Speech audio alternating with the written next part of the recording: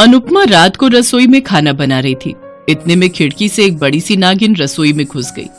अनुपमा उसे देखकर डर गई और जोर जोर से चिल्लाने लगी, बचाओ बचाओ, सांप सांप। चिल्लाते हुए अनुपमा बर्तन से उस नागिन को मारने की कोशिश करने लगी, लेकिन किसी भी तरह वो नागिन बचकर खिड़की से बाहर चली गई और रेंगते हुए उसी घर के एक कमरे की खिड़की से वो कमरे के अंदर घुस गई और कमरे में घुसते ही वो एक औरत में बदल गई। अरे यार, गलती से रसोई में घुस गई थी। आज तो माँ जी मुझे बर्तन से मार ही डालती। ये औरत और कोई नहीं, अनुपमा की बहू है। इसका नाम अपर्णा है। अपर्णा एक इच्छाधारी नागिन है जिसके बारे में किसी को नहीं पता है। अनुपमा अभी भी चिल्ला रही है, सांप सांप। माँ जी अभी भी सदमे में है, मुझे जाना होगा। अपर्णा दौड़ते हुए रसोई में गई। क्या हुआ माँ जी? कितनी बड़ी नागिन थी, वो अभी मुझे मार डालती। मैंने किसी भी तरह उसे भगा दिया। बहुत अच्छा किया माँ जी, गलती से घुस गई होगी और कभी वो ये गलती नहीं करेगी। तुम्हें कैसे पता? तुम तो ऐसे बातें कर रही हो जैसे वो नागिन तुम्हारी दोस्त है। अपर्णा अपने मन में हंसते हुए कहती है, वो तो मैं ही हूँ माँ जी। अपर्णा जब छोटी थी तब उसके साथ एक हादसा हुआ था। एक दिन वो खेलते खेलते एक जंगल में पहुंच गई थी और दौड़ते दौड़ते उसने एक सांप के ऊपर पैर रख दिया और तभी उस सांप ने अपर्णा को डस लिया। अपर्णा वहीं पर बेहोश हो गई। उधर अपर्णा को ढूंढते हुए उसके माता पिता जंगल में पहुंच गए और वहां जाकर देखा कि अपर्णा के मुंह से झाग निकल रहा है। हाय, ये क्या हुआ? मेरी बच्ची को क्या हुआ? अब मैं क्या करूंगी? हे भगवान, ये तूने क्या किया? अपर्णा को तभी अस्पताल ले जाया गया, लेकिन डॉक्टर साहब ने कहा, इसकी पल्स नहीं चल रही है, लगता है ये मर गई है। नहीं डॉक्टर साहब, ये नहीं हो सकता। मेरी बेटी मर नहीं सकती, आप कुछ कीजिए ना। देखिए, हम डॉक्टर हैं, भगवान नहीं। अब कोई चमत्कार ही अपर्णा को बचा सकता है। डॉक्टर साहब को ये नहीं पता था कि चमत्कार तो अभी होने वाला था। अपर्णा की आत्मा नागराज के पास गई। नागराज ने जब अपर्णा की आत्मा को देखा तो वो चौंक गए और उस सांप को बुलाया जिसने अपर्णा को काटा था। तुमने ये क्या कर दिया? तुम्हें पता है, अपर्णा एक मकसद से धरती पर गई हुई थी। उसे नागराज्य की ओर से बदला लेना था। हमारे साथ क्या हुआ था वो तुम भूल गए हो क्या? मुझे माफ कीजिए नागराज, मैं उन्हें पहचान नहीं पाया। आप मेरी जिंदगी ले लीजिए और उसके बदले अपर्णा को वापस भेज दीजिए। अपर्णा, बस अपना मकसद मत भूलना। अपर्णा की आत्मा उसके शरीर में लौट आई और उसने आंखें खोली। ये देखकर सभी चौंक गए। डॉक्टर साहब भी हैरान रह गए। अब ये क्या हुआ? ये तो चमत्कार हो गया। ऐसा चमत्कार होते हुए मैंने कभी नहीं देखा। अपर्णा के माता पिता भी बहुत खुश थे, लेकिन उसके बाद से अपर्णा बहुत चुपचाप सी हो गई।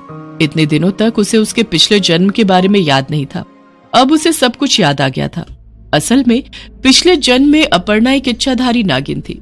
नागराज्य में वो बड़ी खुशी से रहती थी। नागराज्य में सभी बहुत खुश थे, लेकिन एक दिन नागराज्य पर एक सपेरे की नजर पड़ी। वो सपेरा एक एक करके सभी सांपों को बेचता रहा। उसके पास एक जादुई मंत्र था। उसे कहते ही कोई भी सांप उसके वश में आ जाता था। उसी का फायदा उठाकर वो ये करता रहा और ऐसे ही पूरा नागराज्य खाली हो गया।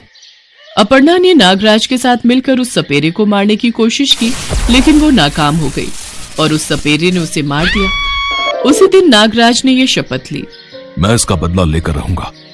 वो सपेरा बच नहीं पाएगा मेरे हाथों से। लेकिन कुछ दिनों बाद उस सपेरे का देहांत हो गया और एक ज्योतिष के रूप में उसका पुनर्जन्म हुआ और नागराज ने अपर्णा को इंसान के रूप में धरती पर भेज दिया। और अभी अपर्णा को ये सब कुछ याद आ गया। मुझे अपना मकसद पूरा करना है। कैसे भी करके मुझे उस ज्योतिष को ढूंढ कर निकालना है। इसके बाद से अपर्णा जब चाहे नागिन में बदलने लगी। वो जवान हो गई और उसके माता पिता उसकी शादी की बात चलाने लगे। अपर्णा एक के बाद एक लड़के को ठुकराने लगी। बेटी, तुझे हुआ क्या है?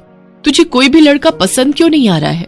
मुझे एक बहुत बड़ा काम करना है माँ, मुझे उस पर ध्यान लगाने दीजिए। क्या कहती रहती है बेटी, मुझे तो कुछ भी समझ में नहीं आता। अच्छा, कल बहुत दूर से तुझे एक लड़का देखने आएगा, कल शाम को तैयार रहना। अगले दिन शाम को अपर्णा तैयार हो गई। उसने सोचा था कि वो इस रिश्ते को भी ठुकरा देगी, लेकिन तभी उसके सामने जो आकर बैठा उसे देखकर अपर्णा के होश उड़ गए। अरे, ये तो वही ज्योतिष है, यही मेरे पिछले जन्म में सपेरा था। मुझे इसी से तो बदला लेना है। ज्योतिष का नाम रुद्र प्रसाद है और वो लड़के का मामा लगता है। रुद्र प्रसाद और अनुपमा को अपर्णा बहुत पसंद आई, लेकिन आज वो लड़का नहीं आया था जिससे अपर्णा की शादी की बात हो रही थी। लेकिन फिर भी अपर्णा ने शादी के लिए हाँ कर दी। अरे वाह, लड़के को बिना देखे ही हाँ कह दिया, अच्छी बात है। हाँ, अब हमारी बेटी की शादी होगी। लड़के का नाम राजीव है। कुछ ही दिनों के अंदर राजीव के साथ अपर्णा की शादी हो गई। अपर्णा ससुराल चली गई। राजीव के मामा रुद्र प्रसाद घर आए। अनुपमा ने अपर्णा से कहा, बहू, मामा जी आए हैं, उनके लिए चाय ले आओ। अनुपमा रसोई में चाय बनाने चली गई और उसने चाय में अपनी जीभ से जहर डाल दिया। लेकिन रुद्र प्रसाद उस चाय को देखते ही समझ गया कि कुछ गड़बड़ है। कुछ तो गड़बड़ है, कुछ तो है जो मुझे खटक रहा है। ये लड़की कोई साधारण लड़की नहीं है। रुद्र प्रसाद ने चाय पीने से मना कर दिया। अपर्णा को भी समझ में आ गया कि ऐसे बात नहीं बनेगी। रुद्र प्रसाद घर चला गया और आग जलाकर यज्ञ करने बैठ गया। ए काली मायावी शक्तियां, मुझे बताओ कि उस लड़की से मेरा क्या संबंध है। तभी उस आग में से एक जादुई आईना बाहर आया और उसमें रुद्र प्रसाद ने सब कुछ देख लिया। उसे भी सब कुछ याद आ गया। अच्छा, तो ये बात है। उस लड़की से मेरे भांजे की शादी करवाकर मैंने बहुत बड़ी गलती कर दी। मुझे उस गलती को सुधारना होगा। मुझे उस लड़की को कैसे भी करके मारना होगा। रुद्र प्रसाद प्लान बनाने लगा और इधर शाम को अनुपमा अपने कमरे में आराम फरमाने चली गई। राजीव भी घर पर नहीं था और उसी मौके का फायदा उठाकर अपर्णा नागिन का रूप लेकर बाहर जंगल में चली गई और वहां जाकर उसने नागराज को बुलाया। नागराज ने अपर्णा से कहा, अपर्णा, उस शैतान को सब कुछ पता चल गया है। अब वो तुम्हें मारने की कोशिश करेगा, लेकिन तुम्हें हार नहीं माननी है। जरूरत पड़ने पर मुझे बुलाना, मैं आ जाऊंगा। धन्यवाद नागराज, मैं बहुत जल्द उस शैतान से बदला लूंगी। ये बोलकर अपर्णा घर लौट आई, लेकिन गलती से वो रसोई की खिड़की से रसोई में घुस आई। अनुपमा को भूख लगी थी, इसलिए अनुपमा खाना बना रही थी। नागिन को देखकर वो डर गई और उसके बाद अपर्णा रसोई की खिड़की से निकलकर अपने कमरे में चली गई और इंसान के रूप में वापस आकर रसोई में चली गई। लेकिन तभी वहां रुद्र प्रसाद आ गया। दीदी, सावधान रहो इस लड़की से। ये लड़की एक नागिन है, नागिन। क्या? ये तू क्या कह रहा है? मैं सच कह रहा हूँ। ये बोलकर रुद्र प्रसाद ने अपर्णा के ऊपर पानी जैसा कुछ छिड़क दिया और अपर्णा अपने आप को रोक नहीं पाई।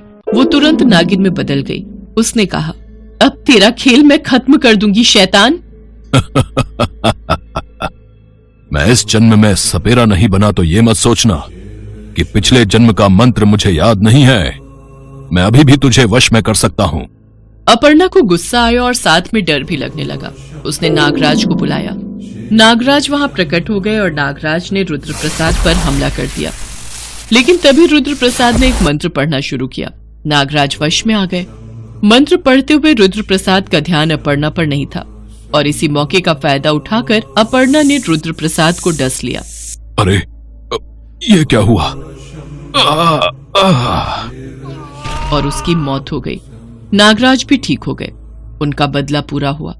उसके बाद रुद्र प्रसाद ने पिछले जन्म में जिन जिन सांपों की हत्या की थी वो सब जिंदा हो गए।